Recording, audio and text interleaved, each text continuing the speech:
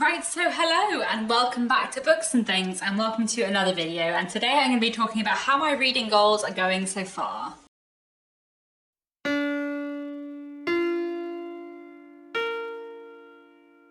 I'm filming this at the very beginning of July, so we are halfway through the year. We're halfway through 2023, which feels very strange. I feel like 2023 has gone very fast so far.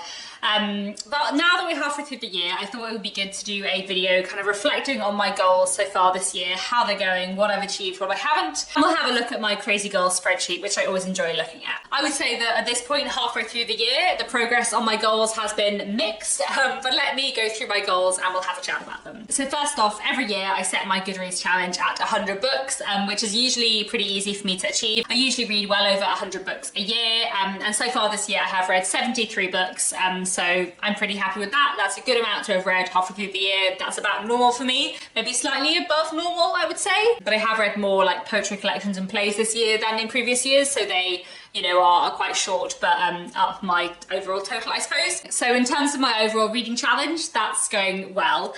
In terms of my physical TBR goal for the year, that's going less well. At the beginning of 2023, my physical TBR was at 42 books, and I said I wanted to get it down to around 20 and kind of keep it there. And that has not happened. My physical TBR is now at 56 books, which for me is a lot. I don't like to have too many unread books on my shelves because I find that stressful. I feel like there are two main ways that people treat their physical TBR. Either they treat it like a personal library to give them lots of good choice of what to read next, or if you're me, you treat it like a to-do list. And I do feel like my TBR is a to-do list, which is not to say that I don't want to read all the books and I'm not excited. It's a fun to-do list, but I do feel like it's a to-do list, and I do feel slightly stressed about the amount of books that are currently on my TBR. That is more than I would like. So let's see what we can do about that in the second half of the year.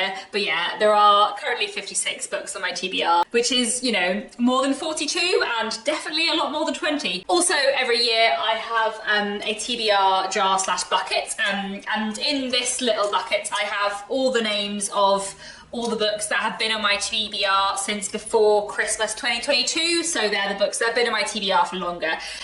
There were 39 slips of paper in this jar at the beginning of the year, and I said I wanted to get it down to less than 10. There are now 30, which halfway through the year is not halfway through my TBR jar, so this goal in general is not going very well. I feel like the first half of this year has been very un-TBR focused, and I feel like I just haven't read as much from my physical TBR in the last 6 months as I usually do. I feel like I've read a lot more from the library or on audiobook or on ebook, which I think is for a number of reasons. Partly when I've been trying to tick off other goals, which I'll get to later, and partly also every year in the spring I read along with the Walter Scott Prize for Historical Fiction, which is a prize that I really love and I really love reading along with. But usually I read between sort of 7 and 12 books that are on the Walter Scott Prize long list, and those books are very rarely from my physical TBR. So that means, in the first half of the year, there's always sort of a chunk of stuff I'm reading that's not from my physical TBR. I do feel, though, that I have been neglecting my physical TBR quite a lot, and I feel like there are a lot of books that I really want to read that I just haven't been reading. So, let's see how the rest of the year goes. And I definitely have plans to get my TBR a bit more in control later in the year. Another ongoing goal I have is my long-term Victorian literature TBR. So this is a video I did back in the start of 2022, I think, and there were 28 books, Victorian books, that I said I wanted to read over the next year or two. So at the start of 2023, I had read 14 of the 27. Since the start of 2023, I have read 2 more, so I'm not making massive progress there, but I have read 2 of them. I will read more of them at some point later in the year, and I'm not too worried about my sort of Victorian literature goals at this point in the year, because I know that I will read a lot of Victorian literature in October for Victober, and I will probably tick off quite a lot of the books on the long-term Victorian literature TBR in October. Then I also said I wanted to read more books by 4 Victorian authors in particular who were George Gissing, Wilkie Collins, Anthony Trollope and Margaret Oliphant. I have read some more Wilkie Collins this year and some more Anthony Trollope, but I haven't read anything new by George Gissing or Margaret Oliphant yet this year, but I definitely will in Victober. Basically, I am more or less failing at my Victorian literature goals so far this year, but I know Victober is coming later in the year, so I'm not too stressed about that. I also said that this year I would like to try and read books from 25 different countries, and that I would like the proportion of my reading that is translated fiction to go up from sort of like 9-10% to like 15% or more. So currently, halfway through the year, I have read books from 11 different countries, which, you know, isn't halfway to 25, but is getting there. And so far this year, 12.5% of what I've read has been in translation. So, you know, that's not 15%, but that's relatively close. So I'm pretty happy with that in the first half of this year. Although definitely the vast majority of the books I've read in translation this year have been Japanese. And while I love Japanese literature, I want to read lots of Japanese literature always, I would like to try and read more in translation from other countries as well. If the goal is to make my reading more varied and I'm reading lots in translation, but it's all from one country, then that isn't necessarily like what I want that goal to achieve. So I feel like I need to make sure that I'm reading from lots of different countries, as well as reading like a good percentage in translation, I suppose, if that makes sense. But now let us have a look at my giant goals checklist. If you are newer to this channel, you might not have seen my giant goals checklist before, but I've done this for the last couple of years where I create a kind of goals checklist for the year of sort of smaller specific goals. Basically I say, you know, oh, I want to read 24 works of modern historical fiction this year, or 7 rom-coms, or 2023 new releases, 36 Victorian novels, whatever I might say, and sometimes I break that down into smaller categories too. So I'll put it on the screen. I am really fond of the goals spreadsheet. For me, it is like a really useful tool. I find it much better than having like monthly goals. As you can see, the ticking off of my goals spreadsheet is varied, with lots of success in some categories and less than others at this point halfway through the year. I did count up, and like overall I have ticked off 110 goals out of the 238 goals in the spreadsheet, which is nearly halfway, and I'm not actually expecting to tick off everything, so I'm pretty pleased with that. Starting off with the classics section, I'm not doing terribly well on my classics goals so far this year. So far in the first 6 months of 2023, it has been a pretty contemporary focused year. I think that's for a number of reasons. In general, I would say the early parts of the year tend to be more skewed towards contemporary literature for me, because I tend to read along with the Walter Scott Prize for Historical Fiction every spring. So that is quite a lot of, you know, new release works of historical fiction that I'm reading in the first part of the year. And then the second half of the year tends to be skewed a bit more towards classics for me because of Victober in October, and partly also because of Jane Austen July in July. But obviously those two things haven't happened yet, or Jane Austen July is just starting. So there are lots of classics that I will read in the second half of the year that I haven't read in the first half of the year. I also would say that doing the Mega Dickens read-along is probably also having a slight impact on my classics reading overall. The Mega Dickens read-along, if you don't know, is a 2-year read-along I'm hosting at the moment, where we're reading all of Charles Dickens's novels in publication order. It is huge fun so far, but it does also mean that like every month or two I am listening to a sort of like 40-hour Charles Dickens audiobook, which I'm absolutely loving, but that probably does mean I'm reading fewer other classics on audiobook, which is a way that I often listen to classics. And also I'm probably reading less like other Victorian literature if I have a current Victorian read. It's a 40-hour Dickens audiobook, so it's going to take me a whole month. So my classics reading has been a bit mixed. I haven't read as much Victorian literature so far this year as I'd have liked to, and I've read very few other British classics from outside the Victorian period, though Jane Austen July will change that. In terms of my international classics goals, I have read 1 book from India, 1 book from Italy, and 2 books from Jamaica. I haven't yet read any books from Brazil, France, or China, though hopefully I will in the second half of the year. I have read quite a few classics from other countries, and I'm nearly finished on the sort of other bit of that goal, but I definitely need to refocus a bit more on the classics in the second half of the year. Moving on to my modern goals, my goals for contemporary literature, there is a lot more ticked off here. My historical fiction goal is nearly complete. I said I wanted to read 24 works of historical fiction, like, you know, contemporary new release works of historical fiction in 2023. I have read 20, and this is partly because of the Walter Scott Prize for Historical Fiction, which I've already mentioned. I think at least 8 of those books were books I read for the Walter Scott Prize, so obviously that really takes that goal a lot further up.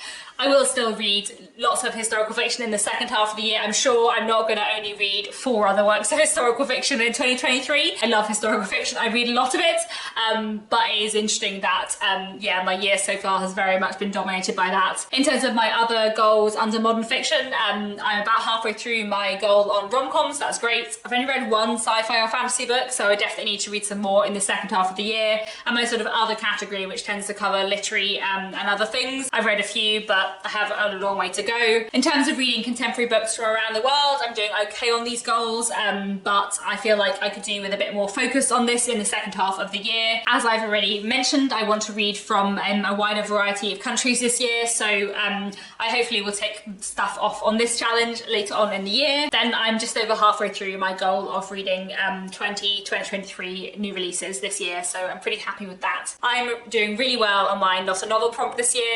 I'm nearly halfway through my non-fiction goal, and I will be over halfway through by the end of Jane Austen July, no doubt. I'm nearly ticked off my play goal. I'm well over halfway through on my short story goal, and I have already completed my poetry goal for the year, so you know, that's exciting. However, as I sort of mentioned in my last wrap up, I'm in a new real life book club which focuses on poetry, short stories and plays, so I will definitely go way over on all of those goals this year, which I'm very happy about. That works very nicely for me. Then finally, the last goal on my spreadsheet is my TBR jar pick checklist, which to be honest should have more boxes on anyway, because it doesn't align with the number of books that I wanted to read from my TBR jar, but you know, let's not worry about that. I've read 9 books out of my TBR jar this year, which means I've only read 9 books this year that have been on my physical TBR since before Christmas 2022, which, as I've read 73 books, is really not a very big percentage at all.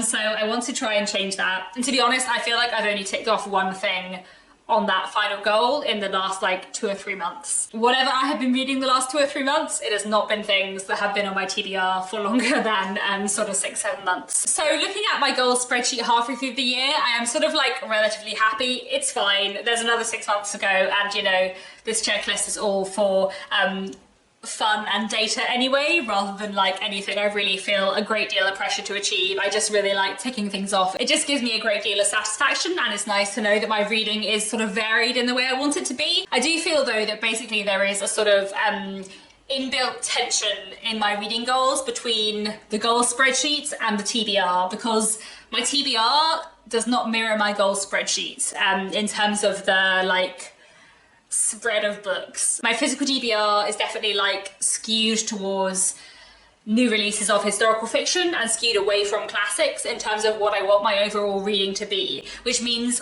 I sort of feel like I either am trying to get my physical TBR down or I'm trying to take things off my goals spreadsheet, and I often don't end up doing both. So I feel like I need to think about how I do that going forwards, and whether it's more important for me to get on top of my TBR, or whether it's more important for me to take things off my goals spreadsheet and read the like spread of books I want to read, or whether it's more important for me to get my physical TBR down quickly so that then I can focus on my goal spreadsheet. I don't know. Basically, my plan for the rest of the year, July is Jane Austen July. I've got my reading plans for that. October will be Victober, and I'll read lots of Victorian literature, and that'll be exciting. And then I think in between, in August and September, I'm going to focus really hard on getting my physical TBR down. I'm going to not worry so much about my goal spreadsheet, and I'm going to mostly focus on just getting my physical TBR down, getting it a bit under control. I've got some time off later in the summer where I'm hoping I'll be able to do a lot of reading and get my physical TBR down like quite quickly in a week or 2, which would be really nice. And I think for the rest of August and September, I'm just going to try and focus a bit more on my physical TBR. I will still read some other stuff that isn't on my physical TBR. I always listen to a lot of audiobooks, so you know, that's a different thing altogether. But then I think if I focus on my physical TBR in August and September, and I do my 2 big readathons in July and October, then in November and December I will like return my focus to the goal spreadsheet and see what gaps I have left after I've read lots of stuff from my physical TBR, see what I have left that I want to read, and kind of focus back on my goal spreadsheet and my goals for the last 2 months of the year, and hopefully that will give me like a decent balance. I don't know. Another goal I had actually for 2023, which I haven't mentioned yet, was not a reading goal so much as a watching goal, and that was to watch more television or film adaptations of novels. I haven't been doing wonderfully on that so far, but I have watched 2 mini-series that are adaptations of books so far in 2023. I watched the adaptation of The Moonstone from, I want to say like 2018, 2017, and I watched the new Great Expectations adaptation from 2023, which I have thoughts about. That's all I've managed to watch so far, but I have been enjoying watching adaptations of 19th century literature again. Well, did I enjoy watching the 2023 Great Expectations? That is a complicated question. But I might do a video reviewing the adaptations I've watched of The Moonstone and Great Expectations, and also the Woman in White adaptation from 2016, I think it was, that I watched back in November last year, which I really, really loved. So I might make a video talking about those at some point. Let me know if you'd be interested in that, and let me know if you have any recommendations for recent adaptations of books, especially of 19th century novels, because there are a few more I want to see. I think it was a Vanity Fair somewhere in the last 10 years, which I would quite like to watch, which I think I've got on DVD. Maybe that'll be my next one once Jane Austen July is over, but we'll see. So anyway, I think that's all I wanted to say for today. As you can see, the progress on my goals has been a bit of a mix, but you know, I've read some great stuff so far this year, so I'm not too worried. And also it has been a really busy, like, 6 months. You know, my novel came out, which has been a big deal, and I've been working on my second book, and I'm still sort of getting used to freelance life and finding a balance. I feel like my reading pattern sort of hasn't really properly settled down yet. So, you know, I'm happy enough with how my goals have been going so far this year. So that's all for now. Let me know down in the comments how your 2023 reading goals are going, and I'll be back very soon with another bookish video.